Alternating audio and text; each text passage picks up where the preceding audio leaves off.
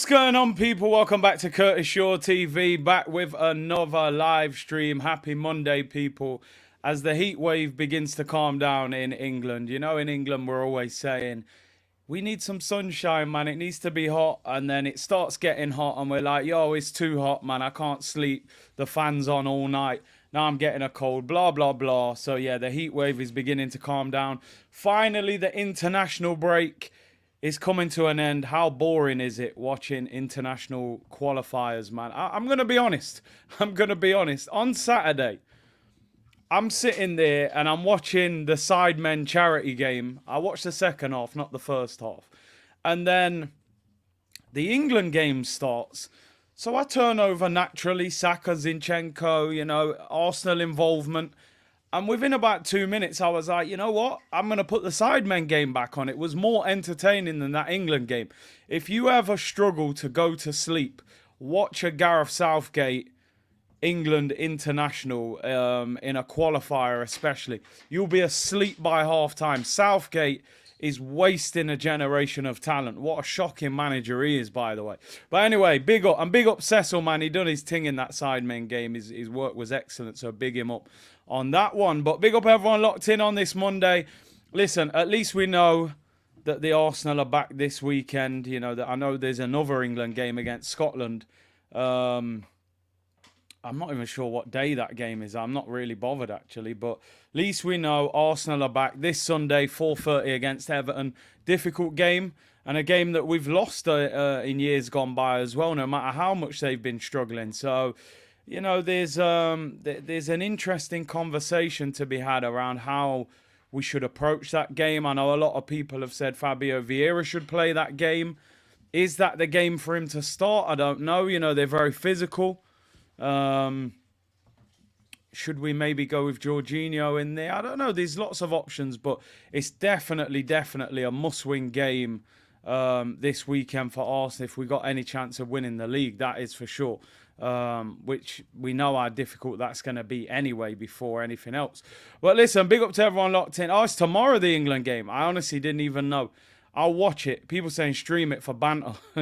It would be banter, but hey. Listen, big up everyone locked in. Make sure you like the video and subscribe. Jao said Portugal manager Roberto Martinez is terrible. He's been awful for a while, man. I'm really surprised they gave him the job. Big C, how did Robbie's bald head feel? Everyone loves that one, innit? I was rubbing his bald head in the interview. It was his birthday yesterday as well, but yeah, it was silky. It was silky, I can't lie. Big up AFC Max, hope you're well, bro. Said, hey Curtis, how are you, bruv? Hope you keep doing what you're doing. Also, you help a lot of people with depression and anxiety, including myself, deserved Odegaard contract. Hope you're well, bro. Thank you for tuning in. I know you've been supporting for a while. And listen, if it helps anyone tuning in, you know, then it's doing what we set out to do. So big up you, bro, and big up anyone else who tunes in and, you know, feels it lifts their spirit in any way. Armin said, school Curtis, listening to you while doing maths, you're a legend. I mean, listen, don't get in trouble doing schoolwork, but yeah, you know, you probably learn more in this than you will doing algebra, that's for sure. But don't tell the school that. Havertz had the lowest rating of the German players, who all played poorly, by the way. So much for gaining confidence over the international break. Do you know what? Let's talk about it. Djokovic is the GOAT, says Cello. Listen, I don't want to start talking about tennis too much because I have a lot of arguments about this. Djokovic, like, he's unbelievable. He is. Listen, I'm Roger Federer FC, so that conversation is always going to be very difficult to have with me. But respectfully, Djokovic, you're doing your thing. But, you know, Roger Federer for me. Pete Sampras with the hairy chest. Aidan said, Big C as a Scot, I'm buzzing for tomorrow. I'm confident and we could qualify if results go our way. Listen, Scotland will have a go at England. I don't think they got nothing to be scared of, that's for sure. Virgilio said, I'm Andy Murray FC. You've got an agenda. How can Djokovic not be your favourite? Raul said, you're running out of arguments, Big C, 24 Grand Slams. I'm an eye test merchant, Raul. I'm an eye test merchant. Djokovic is amazing. I just don't get the same level of enjoyment or entertainment watching Djokovic as I did watching Federer. Federer to me is like the Zinedine Zidane of tennis. It's effortless. It's just pure genius.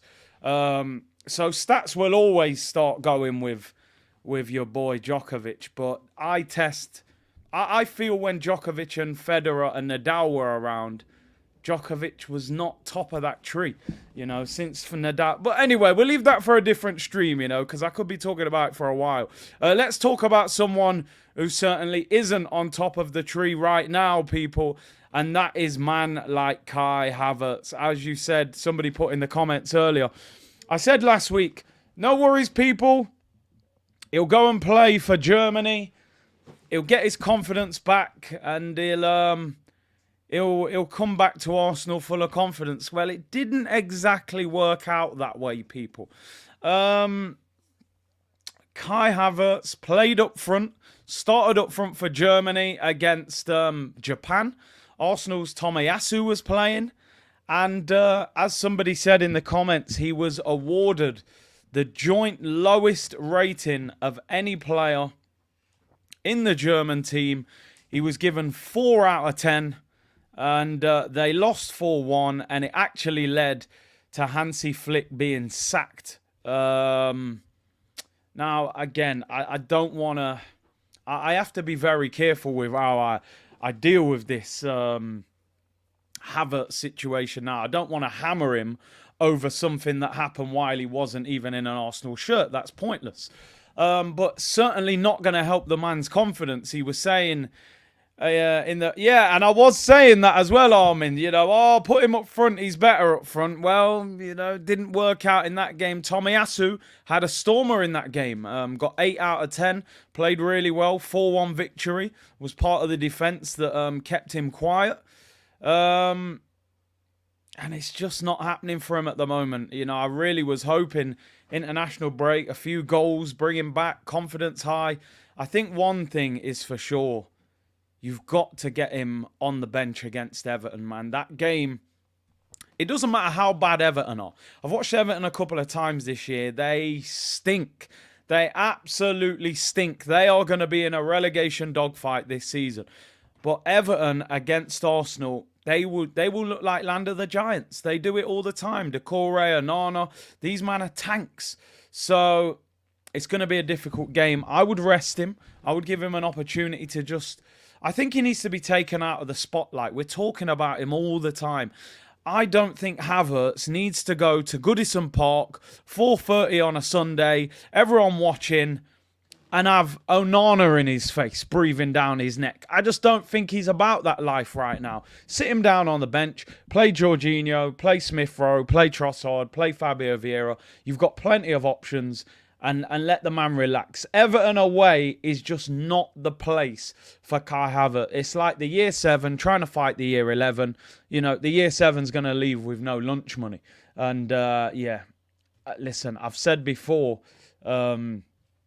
this for me is the riskiest signing of Arteta's Arsenal time due to the club he signed him from, the lack of form previous to signing him, and the fact that he put so much money onto that deal. The Willian deal was bad, but he was a free agent, and we got rid of him quickly.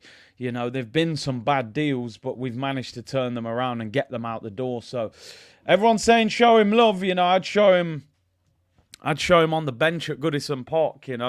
That's probably the best place to have him. But hey, here's what it is. So much for boosting his confidence on international duty. Definitely didn't work. Listen, mate, if you're gonna pick Kai Havertz in the team, mate, we eat bricks, we eat wood, we eat concrete. Kai Havertz will be like, a side dish at Nando's, mate. It's like halloumi cheese. It's no problem. Onana, Decore, they eat Kai Havertz for breakfast. So Arteta, don't be silly, mate, and put him on the bench. I wouldn't even have him in the Everton team. There we go. Sean Dyche on a Monday, people. But yeah, Havertz just although Prince said Havertz has to start because it can help cancel out Everton's set piece for it. Listen, I hear you on that, but at the same time, I don't hear you on that one. He can invade space, but we need more than that. Anyway, big up Dre in the chat as well. Virgo season, people saying. Big up yourselves. Levan said, afternoon, Big C in the community. Win needs a dog walker. We'll get Havertz to walk the dog, shall we? Anyway, let's move on. Kai will turn it around at Goodison. Hat-trick incoming. I'd be happy if he had 3 touches of the ball, bro. Never mind 3 goals.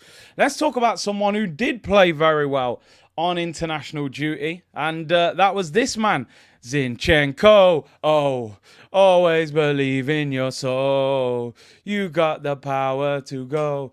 You're indestructible. Always believe in Zinchenko. I mean, anyone who watched that England game, like I said, snorefest. You know, it'll put you to sleep. But for those of you that managed to stay awake, I thought Zinny was kind of balling in there. I can't lie. I mean, Zinny, the Arsenal left back, he's bossing the game in midfield against, you know, Jude Bellingham, who's an absolute baller. Our very own 100 million Declan Rice and Jordan Henderson, you know, Mr. Moneybags Hendo. Henderson's getting a lot of flack at the moment, isn't he, by the way, because, you know, he was talking up against certain things that were happening in the Middle East, and then they offered him 700 bags. All of a sudden, it didn't bother him that much. I don't know why people are so angry. The man got 700 bags a week. It's crazy. But anyway, Zinny was balling in midfield. Now, the problem for me, I'm looking at it going, maybe we should be playing Zinchenko in midfield sometimes as well. But the problem is now we don't have a left back. So did we make a mistake letting Kieran Tierney go? We could have played Zinchenko in midfield. I think we forget sometimes, and I certainly do, Zinchenko is a midfielder. He is a natural midfielder. City signed him as a midfielder. He only went in at left back because, you know, Benjamin Mendy got put through a court case for things that he was obviously found not guilty of in the future. So Zinny is a baller and Zinny is a midfielder. I would love to see him play midfield. He was playing so well in the middle. Now, some people saying obviously Kivior, Tomiyasu's back from suspension now. They can play there. I have concerns, you know, in some of the bigger games. I know we always refer to Tomiyasu's good performance against Mo Salah, but I just don't know if he's as good there. But Zinny was balling. Zinny was balling in midfield. You know, he scored the goal that put them ahead and got between Henderson and Declan Rice.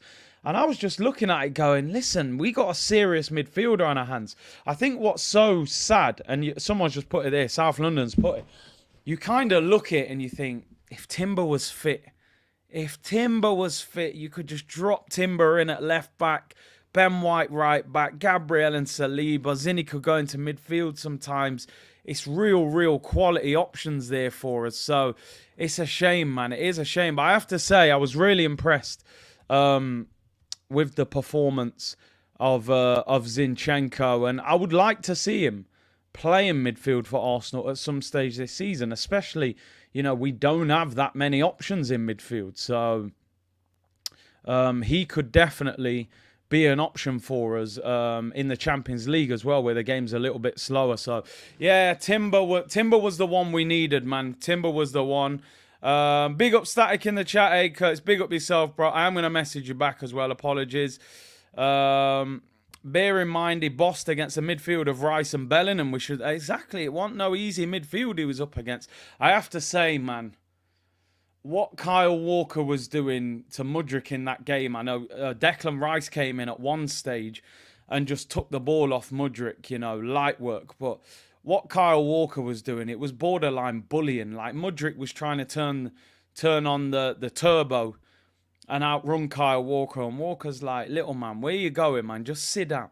Sit down and relax. It got to the point where Mudryk was like, listen, mate, I'm injured. Just get me off. There was one time where Declan Rice just went, thank you very much. Get out of here, little man, and go back to Chelsea because you're stinking out the place at the moment. I have to admit, I've always kind of defended Mudryk. I've always been of the sort of opinion that he would have been a good player at Arsenal.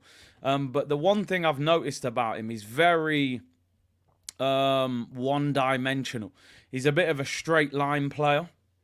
He just runs in straight lines. He's not like in and out like Alexis or Hazard used to be able to jink in and out. He just runs in a straight line. Kyle Walker's like, yep, second gear, get out of here, mate. Do one. You know, Ukraine Bolt, as they call him. But, yeah, it hasn't worked for him yet, that is for sure. But, yeah. Curtis Zinny's first touch makes him dictate any midfield. He was absolute class. Honestly, he was so good in that game, Zinchenko. I was really, really impressed with him in that game. And could be an option for us in the future. He's like a speedboat with no steering wheel. He ends up on the sand, that's for sure. Martinelli is the same. Martinelli is not as bad as Mudryk when it comes to the, straight line. He can do a bit, but, you've heard me shout multiple times, lift your head when we're speaking about Gabriel Martinelli when he's just running down that left wing, but it's definitely something he can add to his game, that's for sure.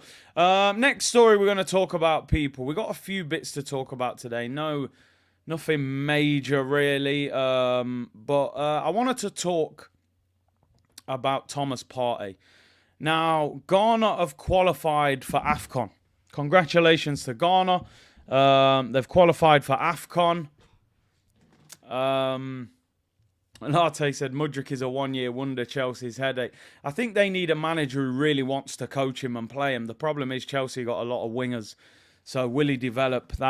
Time will tell. I do think there's a talent there, though. When you're that quick, there's got to be something there. But listen, Ghana have qualified for AFCON, which now means Thomas Partey, if Ghana were to make it to the final of AFCON, which obviously is no guarantee, he would be away from the 13th of January to the 11th of February. Now, I've said it before and I'll say it again, and I don't say this lightly. This, for me, should be Thomas Partey's last season at the football club. Unless you're turning him into a squad player and you don't rely on him in any major way anymore. I still think Thomas Partey is an outstanding footballer. I know we always throw the injury-prone thing at him. Last year, he only missed 5 games for injury. But one thing's for sure, we've got Declan Rice. Arsenal, for me, need to sign a midfielder in January. And we need to stop relying on Thomas Partey. It's as simple as that. He's injured now for 6 weeks. He's going to miss potentially a month from January till February. I mean, just looking at some of the games that he could miss. The 13th. So we got Palace, Forest, Liverpool at home, West Ham away, and the FA Cup, depending on who we get. So he's not missing too many, but Liverpool is the big game of that time. Thomas Partey, you need to either downgrade him to like your third choice midfielder, or you need to sell him in the summer. He's got a year left on his contract next summer. He's on 200 grand a week. I don't mind keeping him. I wouldn't mind keeping him and just saying, listen, we've got 2 centre mids ahead of you. You challenge with them. But we can't rely on him. He misses too much games. He's out for 6 weeks. Then he's going AFCON for 4 weeks. That's 10 weeks of the season already. I wouldn't be surprised if he got another injury at some stage. I love Thomas Partey. I think he's a fantastic player. But you can't rely on him. He doesn't play enough football. And, Elliot says there, I said that on AFTV, Thomas Partey's last season. Raul, I totally agree with you on that. That boy Fofana at Monaco is a beast. When we played them in the Emirates Cup, he was one of the best players on the pitch. He nearly went to Nottingham Forest for 35 million. So that is the kind of player we should be looking at. And Sin, listen, I agree with you. When Partey's good, he is vintage. But he's not on the pitch enough. He's injured all the time. Or you going AFCON? You got to look at AFCON, people. We're losing Partey and El Neni. Now, El Neni's not a major loss. He doesn't play. He's not good enough. But it's a body in midfield we're going to lose. We're going to lose El Neni and Partey. And then we're also going to lose Tomiyasu to the Asia Cup. So that's 3 players out of our squad that we're going to lose for 3 or 4 weeks over the January and February period. Now, with Timber being out as well, that's 4 players out of our squad. You're going to get 1 or 2 injuries as well. Jesus is injured.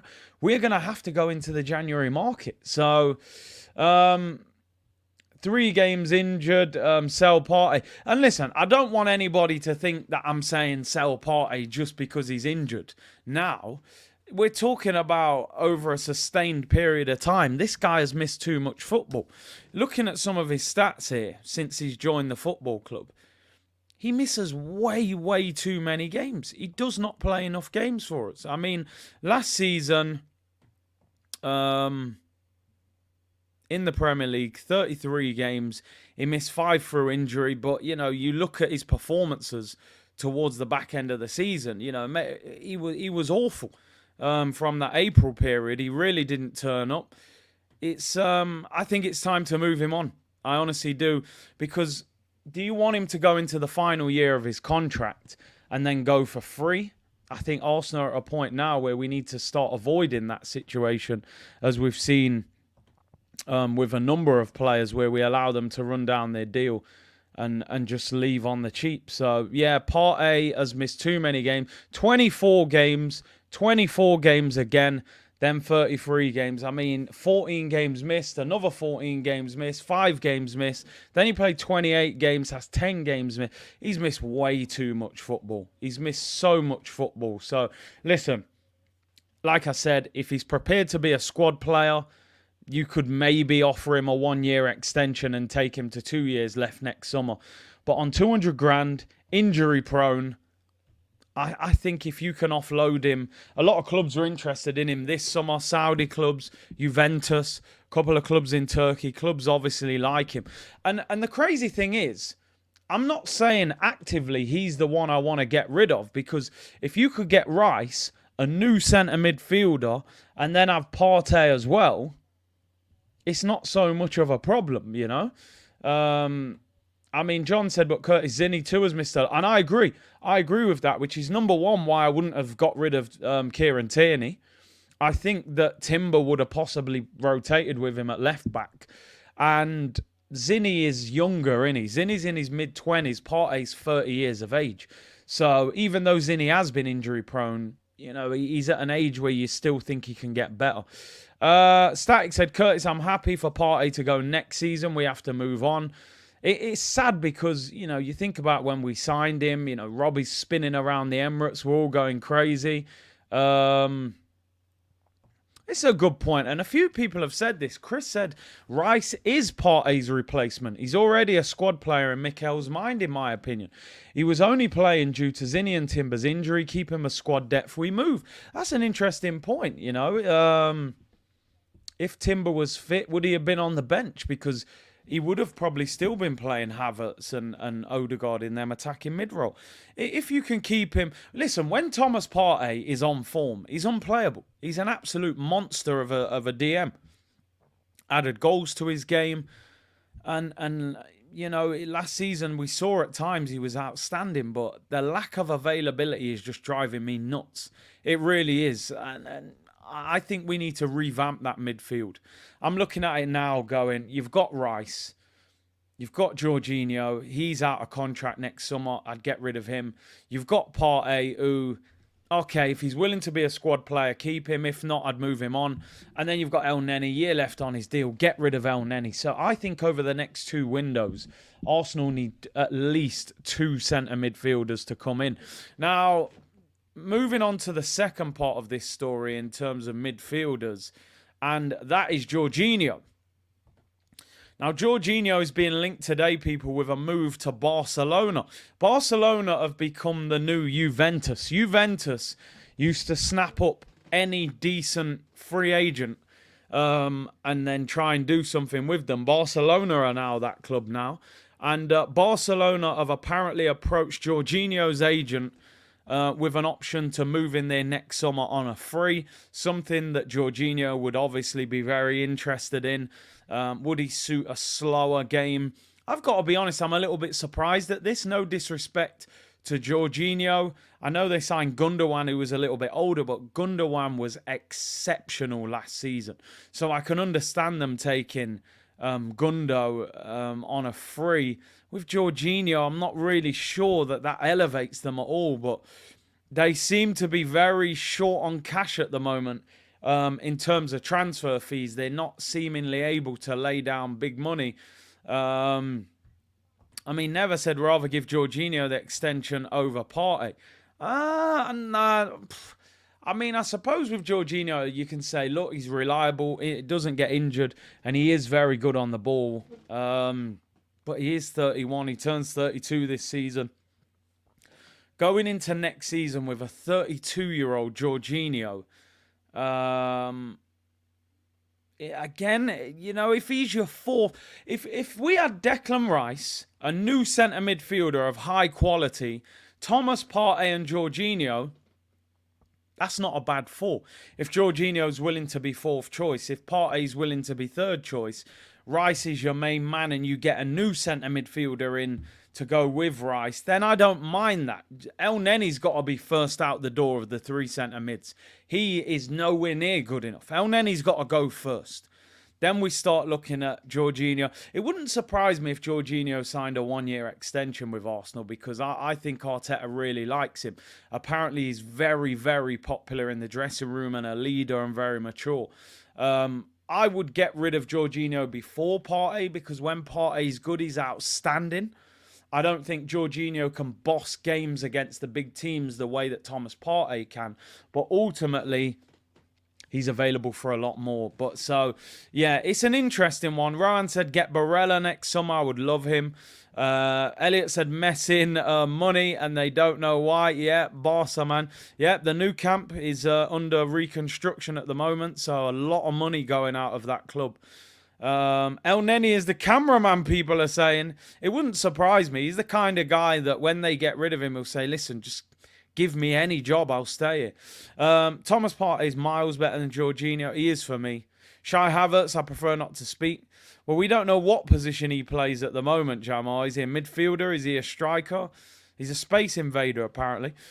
Static said, Curtis, Barcelona definitely have money. They are just buying players carefully because of financial fair play. If Arsenal could do a swap deal of De Jong for Jorginho, I say yes. They're never going to do it. I think De Jong is a prized asset for them. Tony said, I think you're being harsh on Jorginho, to be honest. All the games I've watched with him, he has the control of the match, uses the ball superbly. He does. I think the problem with Jorginho, if you're playing a team, if you're at Anfield or you're at the Etihad and we're not dominating possession, I think Jorginho can become a bit of a liability defensively because he lacks mobility, and you know these teams have got a lot of energy in midfield. I think if you're at home or you're dominating possession, Jorginho is a very good player, uses the ball very well. So I think there's a balance there. I think a big part of the reason Chelsea let him go is because they said he lacked that mobility off the ball. It worked when he played with Kante because Kante did a lot of the running. So, no, listen, I think he's a quality player. I actually think he's very good on the ball. But we know that, off the ball, there is a weakness there with him. He's definitely quality on the ball. Big up Southern Guna with a super chat. Bom dia, brother. Curtis, wrapping up my trip in Brazil. What a trip. Ready to get back down to Arsenal business soon. Big up the Southern Guna. Hope you're well, bro. Edu Plus said, man, them saying they miss Xhaka. Kai has been that bad. And honestly, that's how bad he's been. I don't want to keep talking about him. I wanted Xhaka out the door for 6 years. He gave us one really good year. I couldn't wait for him to go, even though he'd had a good season. And, Havertz has made me ask to bring Xhaka back. That's the desperation. Elliot said Jorginho is a one-trick pony, 2 tricks at best. Is Enzo the younger version? I think Enzo is a baller. I think Enzo's top quality. I really like him. Shelby said, I still can't believe we did not go for Maddison. Neither can I. 40 million. Gets on well with all the Arsenal players. Apparently, from what I heard with that one, I know I don't like to do the ITK thing. I don't do that. But I think I've said on many occasions that I have a very good connection at Leicester. So anytime we're linked to a Leicester player, I have a good connection. And from what I heard, Maddison was very much up for coming to Arsenal. Arsenal actually tried to sign him when they signed Martin Odegaard. But they turned it down because Leicester at the time wanted like 60, 70 million. So, Arsenal, they like to get a deal as cheap as possible. They got Odegaard. They got him for 35 mil. It worked out in the end, of course. But I would have loved to have added Maddison to Odegaard. But, hey, it is what it is. In the know, ITK. In the know. Leicester and Arsenal never do it any deal, says Georgie. I mean, listen, man, have we done any? Yeah, we never seem to, do we? Missed out on Vardy, missed out on Kante, Mahrez. You don't want to do no business with us. Mr. Modo said, I'll play Nelson as the 8. Don't sleep on Reece. I think Reese's role will be to come on the wings and help when we're tired. Hopefully he gets some time when Saka's struggling. But he brought him on the left. Winston said, big up C Unit. Big C here in Jamaica. Nice weather. Just checking in. Big up yourself, bro.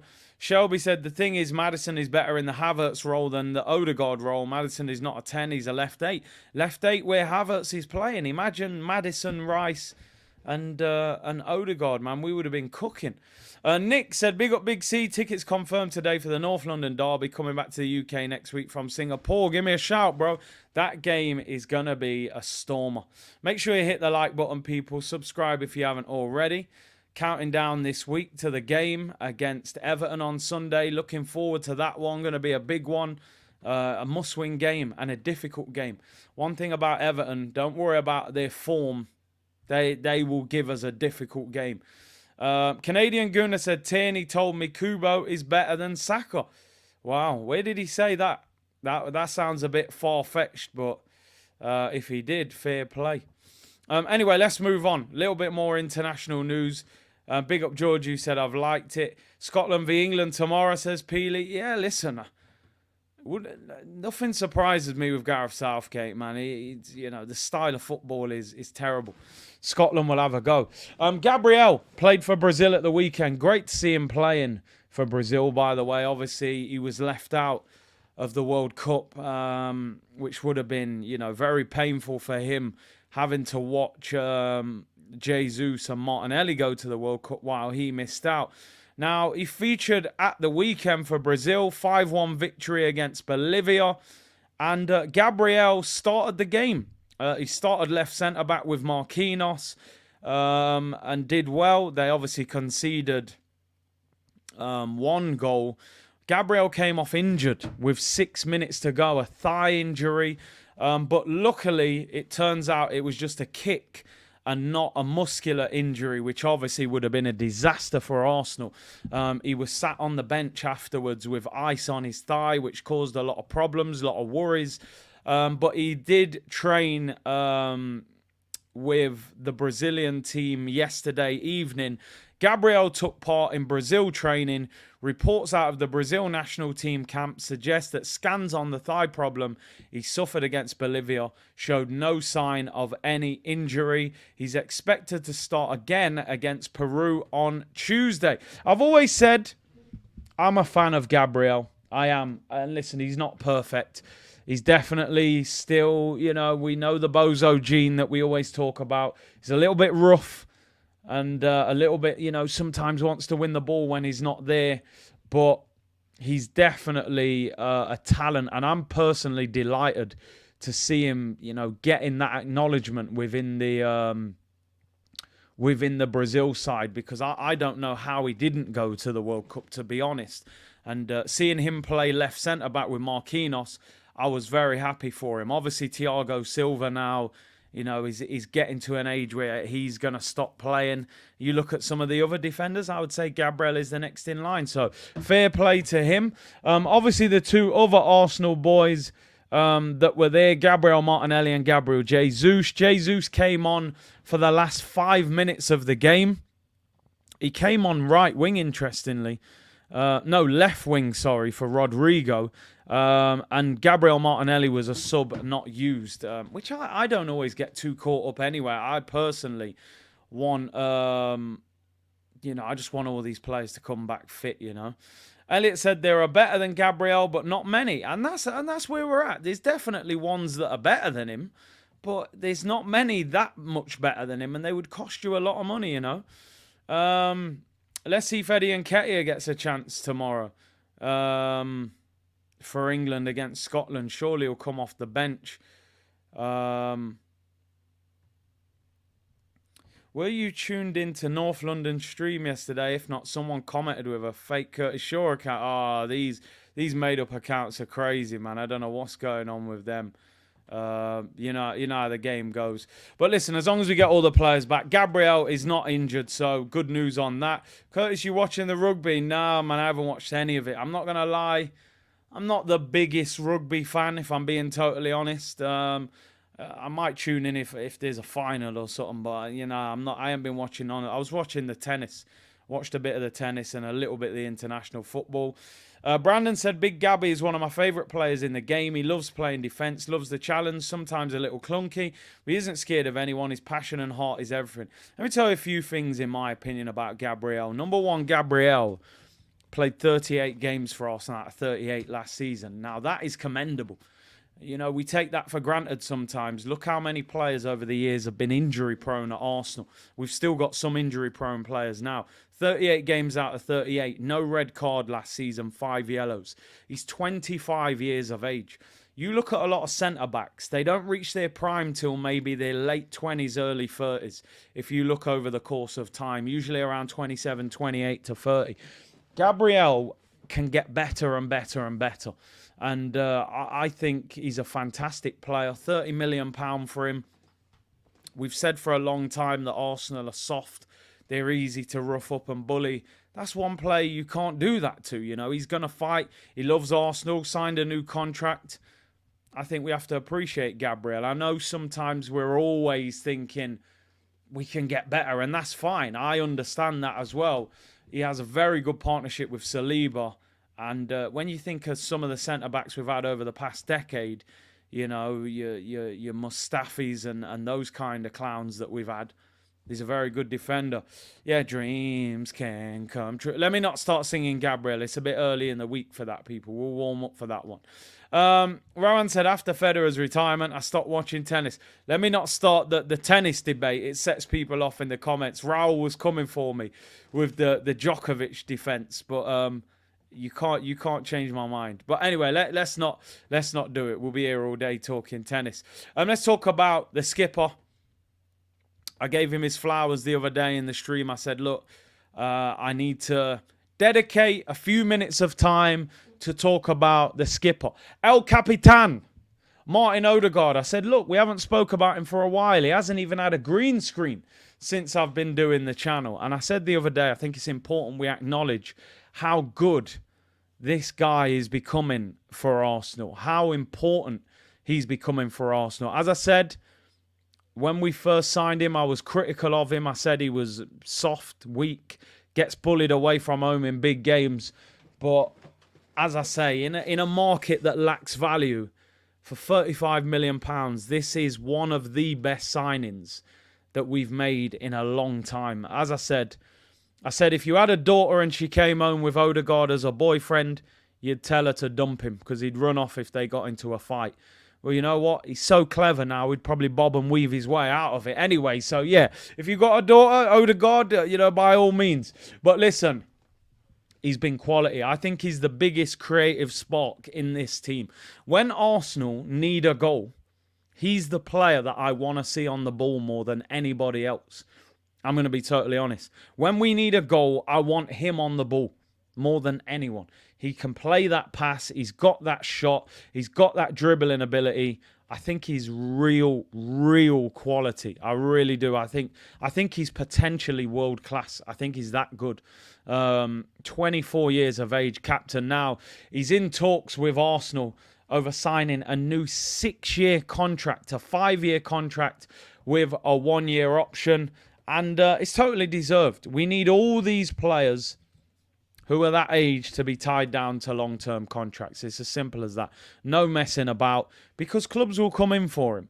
I'm just looking at Martin Odegaard's salary. He earns £115,000 a week, and it's believed Arsenal are going to offer him a contract around the 200,000 mark, which is similar to that of the likes of Saka and Martinelli and Saliba. He definitely deserves that. Yeah, I agree with you, TM. He doesn't hide. One thing I've respected a lot more about Martin Odegaard lately is I used to say Odegaard's as good as the team, which for me was like, if we were in good form, he was in good form. If we weren't, he disappeared. Now what I like about him is, no matter who we're playing, he's like, give me the ball. Give me the ball. I'll make something happen. And I massively respect that about him. I think he's a fantastic player. Winston said, Big C, do you think Odegaard is better than Ozil? I'm going to be honest, right? I would. It depends how you judge Mesut Ozil. Mesut Ozil has reached heights in his career that Odegaard hasn't reached yet. Let's put it that way. He played for Real Madrid. He played for the Madrid that Odegaard couldn't get into. He won the World Cup. Well, when we signed Mesut Ozil, look how the fan base acted.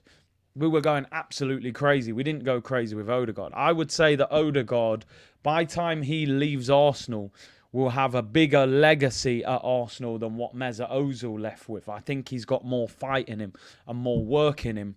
So I think at Arsenal, Odegaard will surpass the levels of Mesut Ozil. But if you're looking in terms of the whole career, it's very difficult to say that, because when we signed Mesut Ozil, people said he was the best number 10 in world football, the most creative player. I think Cristiano Ronaldo said he's the best creative player he's ever played with. He's a striker's dream. So I would say for Arsenal, yes, all-round ability, I'm not sure. I think you just said that as well. It's too early to tell. Yeah, why not, Elliot? First poll of the day, more polls than an Atlanta strip club, people. Who's better, Odegaard or Ozil? As I said, I think it's a little bit unfair because Mesut Ozil was a well-established player at the time we signed him. Odegaard is building his time at Arsenal. I would say before I put the poll up that I think he'll become better than him at Arsenal. Who is the better player? Ozil or Odegaard? I know it's a little bit unfair, but it's nice to have these discussions because it means that Martin Odegaard is becoming a top player. But yeah, I think, listen, if you was a top quality striker with good movement, and you ask me the question, if I'm a striker and the number 10's just collected the ball and I want a chance created for me, who do I want on the ball, Mesut Ozil or Martin Odegaard? It's prime Mesut. It's prime Mesut Ozil, because I think creatively he's absolutely outrageous. But I think Odegaard has got more fight, more determination in him. I think when Ozil had a bad game, he became a liability where he'd walk around the pitch, where I think Odegaard will still fight. So, listen, it's a nice discussion to have. It's a little bit unfair, but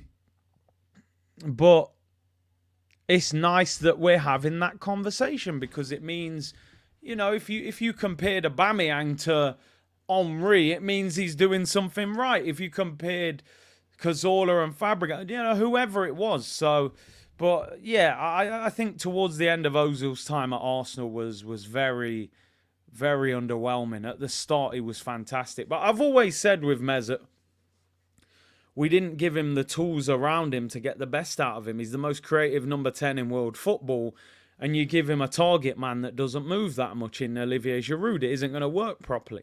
You need a defensive midfielder that's, tough, going to win the ball and get it to him. We had Francis Coquelin, who was an average DM at the time. So we never helped get the best out of Mesut Ozil. It's no coincidence Ozil's partner in crime was Alexis Sanchez, because Sanchez was on a similar level of ability and wavelength, So yeah, but listen. I know it is a little bit unfair because they're at different times of their Arsenal career. But it's good that he's performing and playing well. And like I said, 6-year contract going to be offered to him, £200,000 a week, well deserved. In fact, 200 grand I think is probably is good value in this market. When you think that Jadon Sancho is on £320,000 a week. Martin Odegaard on 200k is an absolute bargain, in my opinion. So, Odegaard said himself here, I idolised Mesut Ozil. Ozil never had Partey or Rice. We needed it. I always used to say, he needs a striker that can run, can make. Imagine prime Mesut Ozil with Aubameyang, or prime Mesut Ozil with a Partey or someone doing the dirty work, Big up Alfred in the chat. Hope you're well, bro. He said, reason your channel is my favourite. You are funny, you're authentic, and I can watch with my son because you don't cuss to get your point across. Appreciate that, bro. Big up you. Hope you're well. Hope the family's well, bruv. And yeah, I appreciate I'll always take the compliments, but I'll take the constructive criticism as well. But I'd rather not, but I will if I have to. Prime Ozil and Ivan Toney. Yeah, that's what he needed. He needed a striker that could move, play off the shoulder, and you would have got more out of him. Ozil was still a player that I was a big fan of Mesut Ozil. I was, to be honest. I didn't like the way he was at the end, but when we first signed him, he was outstanding. African Cup of Nations need to be once in 4 years. Once in 2 is too often and lowers the prestige. I think the biggest problem with AFCON, even being once every 2 years, isn't that bad. It's kind of like you're playing it mid-season, man. Come on. I actually think that the AFCON probably stops some African players getting big moves to clubs.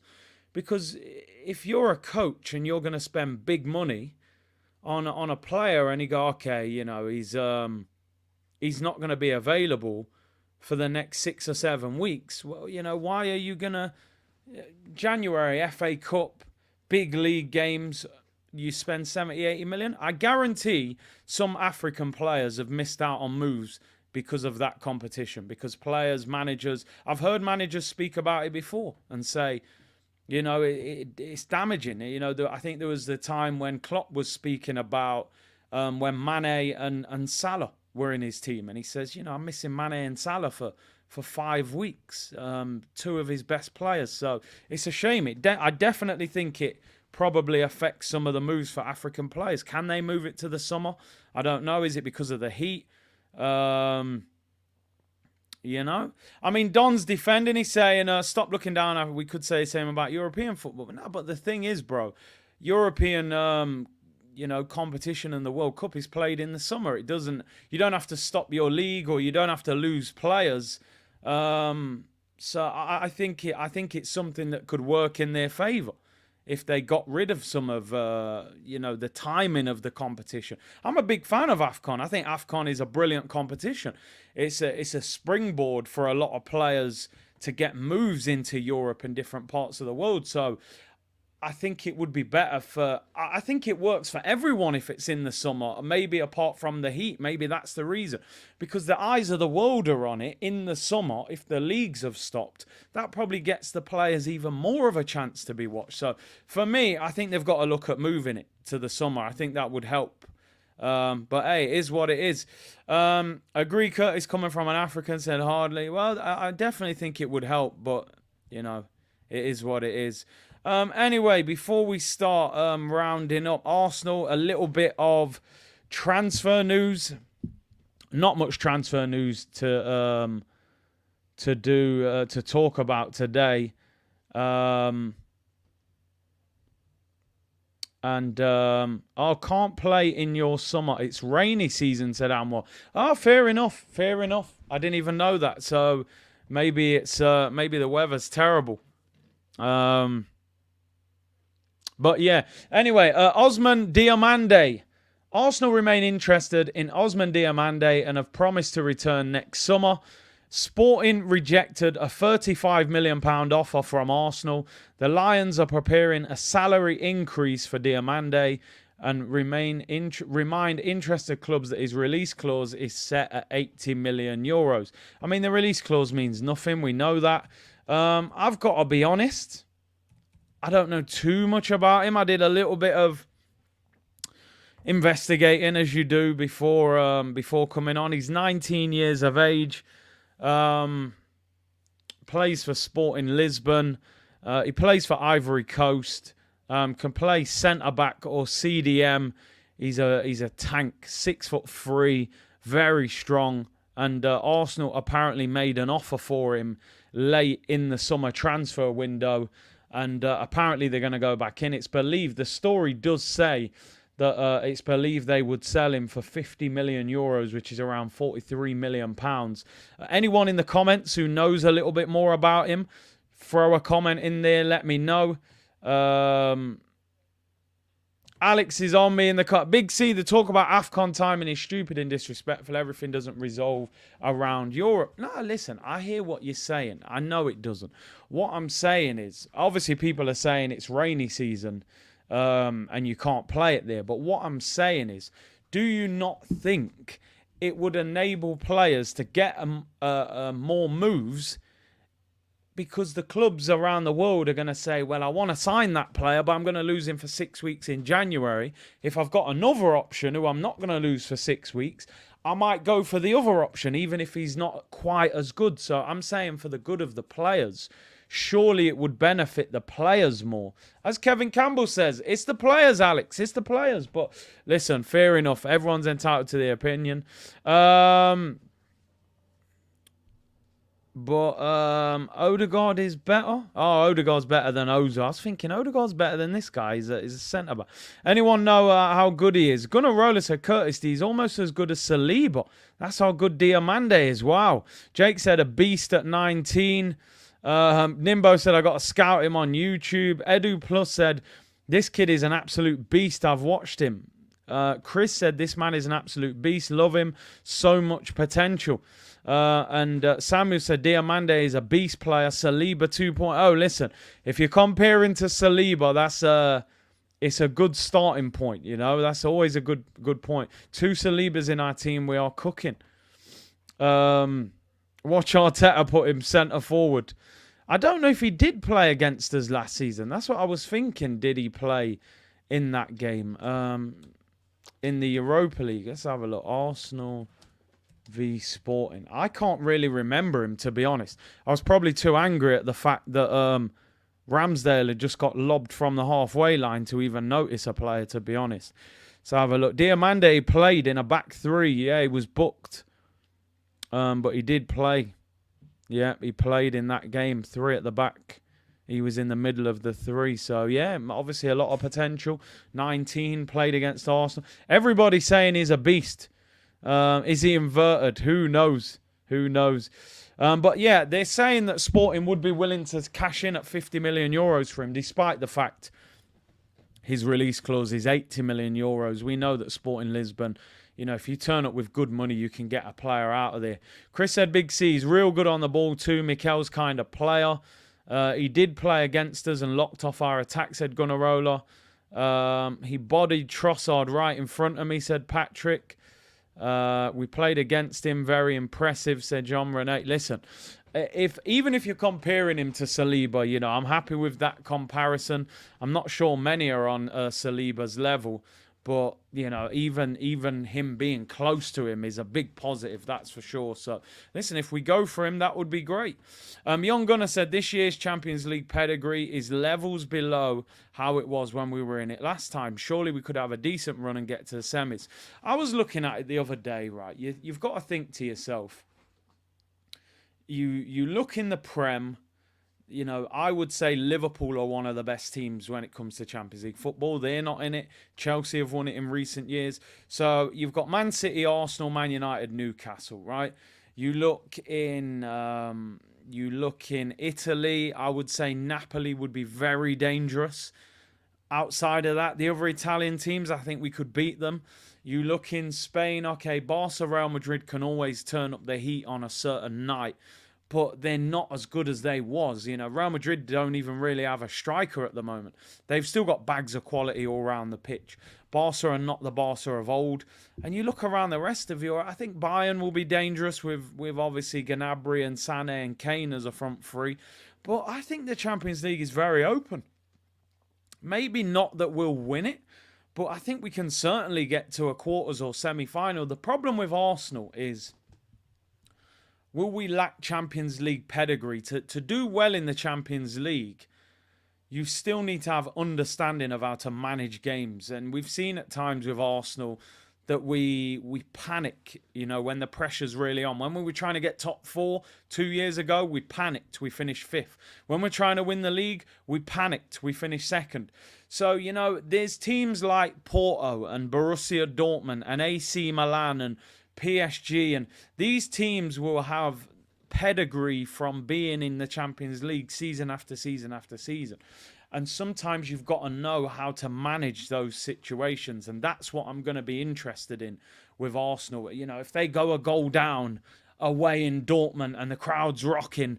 Can they handle that pressure? You know, those kind of situations are different. And listen, Arteta in Europe has been very questionable when we've been in the Europa League. So he's going to have to get it tactically right as well in the Champions League. So I'm hoping for at least a quarter-final this season. But we'll see. We'll see. You know, we've got a draw that, as I said, I think we should qualify, but we've got no nights off. And what I mean by that, there's no game in there where you can just rotate and expect to win. You're going to have to go full strength.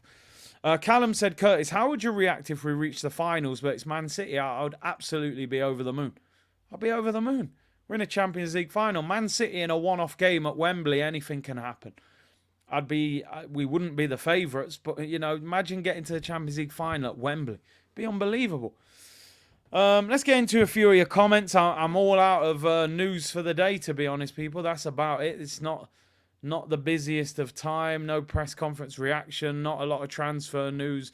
Obviously, there's still some international games before Arsenal are back in training. A win is a must. We definitely got to beat Everton this weekend. Plus, we didn't even do well in Europa. Our best run was with Emery. Exactly. The final is at Wembley. Am I wrong to dream? No, dream, man. We beat Man City in the Community Shield. I think they would be different in a Champions League final, but you never know. You know, Wembley, we'd probably have more fans there than them and blah, blah, blah. The fairy tale way to win the Champions League. What was your peak banter era moment? I mean, listen, I suppose it's not for me to decide. That will be down to the community. Big up CJ said, hi. Let me end the poll. Let me end the poll. As I said, it was a little unfair. I feel a bit bad on Martin Odegaard, but 68% of you say, we've got Ozil. Who? Mesut Ozil. 38 say Odegaard, but listen, I think that will swing as time goes on and he's at the club more. People saying the shirt rip. I mean, listen, let me tell you, there was no banter involved in that at the time. That was nothing but anger and frustration as I saw a toothless Callum Wilson ending our Champions League hopes. But hey, it is what it is. We move on from that, right? Listen, people, thank you very much for tuning in today. Really appreciate it. We're back in the swing of things now as we count down to Sunday. I'm glad the international break is over. And do you know what? We actually have another international break next month, which is not going to be great. But we have got some big games in the meantime. We play Manchester City and Tottenham in the North London derby. So some big games coming up before that international break. So looking forward to these big games. Listen, thank you very much for tuning in. Like the video, subscribe, and I will see you. We'll be back on tomorrow, people. Thank you very much. Take care. Bless.